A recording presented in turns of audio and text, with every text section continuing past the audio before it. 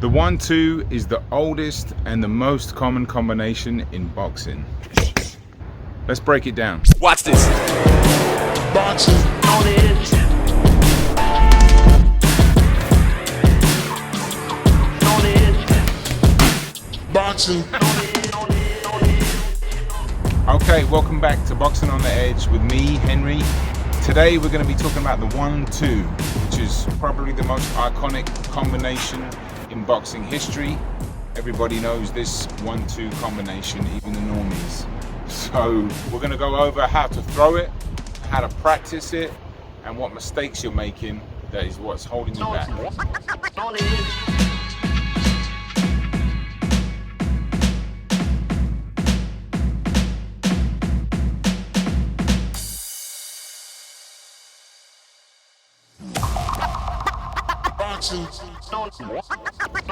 Okay, technique. I'm going to try to keep it simple for beginners. So there's stuff I'll miss out, but as usual, punch from the chin. So keep your hands right here by your chin, elbows on the rib cage. My left shoulder is slightly in front, and I've done a stance video, so check that out if you're not familiar.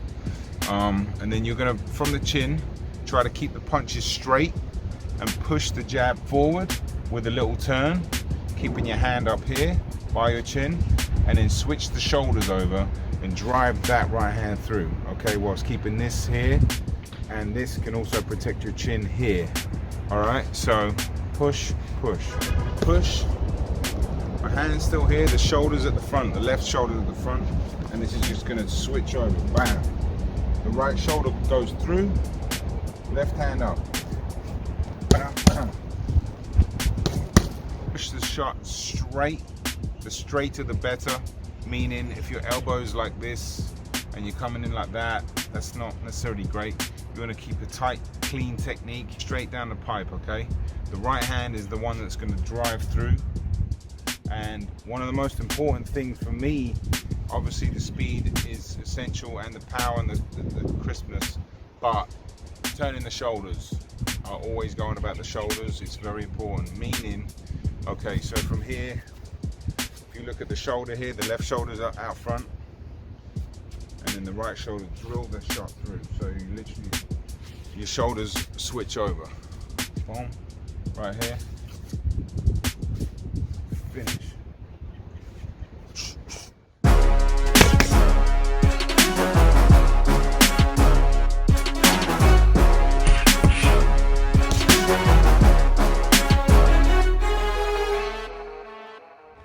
Now, keep the punches straight, because you're trying to get through this guard of your opponent, okay? And by doing that, the straighter the punches, the more likely you are to land on the target, because the target's realistically, for the most part, right here, okay? Bam, bam. It should be delivered with a little bit of speed, because it's a quick 1-2 punch. You want to get in and out quickly. It's a combination. You don't want to hang around to get countered, and you want to get the punches off so you don't get countered, meaning you don't want a lazy jab and then a sharp right hand. You can throw a jab. The jab can be used as a diversion or a decoy, or whatever way you want to look at it. It doesn't have to land. In fact, a lot of times it doesn't. I'll give you an example of throwing a decoy shot.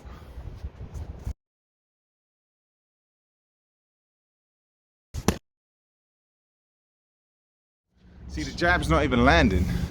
You're not even trying to get it to land. It's a decoy shot. That's what it's for. The right hand comes in and does all the damage.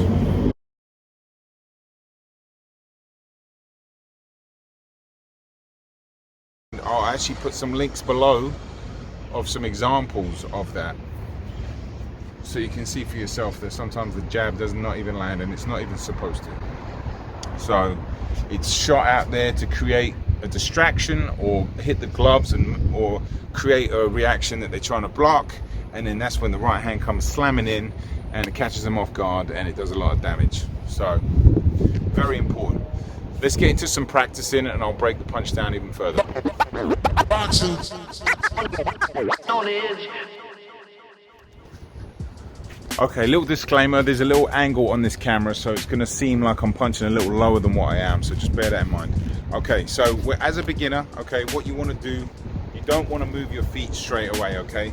Just because it's easier to practice that way, because the 1-2 usually requires a step because you're a little farther away from your opponent, so you need to step in with it. But to practice it on the bag, you don't need to do this step. Just get comfortable punching the 1-2, and then when you do that, then we can add a step. So for example, here, hand on the chin, bam, bam, and slow it down with the power and the speed to begin with. Get that nice consistency of straight punches down the pipe, bringing your hands back to your chin. As soon as they're coming back, this one trades. Bam, bam, bam.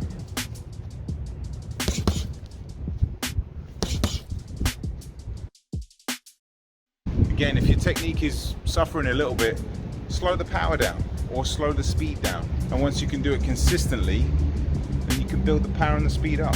It's that simple. If you've mastered the no moving, try it with a step. So just step back about 1 foot, and then when you step in, this is a classic way of throwing the 1-2, is a little step, and then bam bam.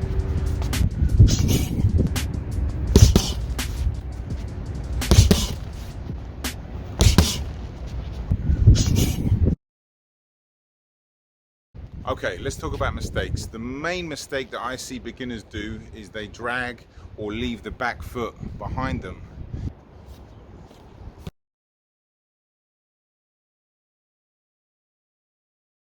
This happens very commonly. It's definitely the mistake that I see happen all the time. It's easy to correct. You can just practice without the bag. Just keep stepping and throwing shadow boxing punches. 1-2, keep moving your feet, and then when you're ready to bring it to the bag, do that. Take a step back, bam, bam. Just bring that foot through. That is the main mistake. That's one of the main reasons people get the 1-2 wrong, because you're going to lose power out the back foot. You're not going to connect properly. Your balance is going to be off, so you're going to be susceptible to getting countered because you're going to be off balance. You're going to be overcommitting. It creates so many problems. Just bringing that foot through will change a lot. Common mistake is to drop the hand, okay? Bam, bam.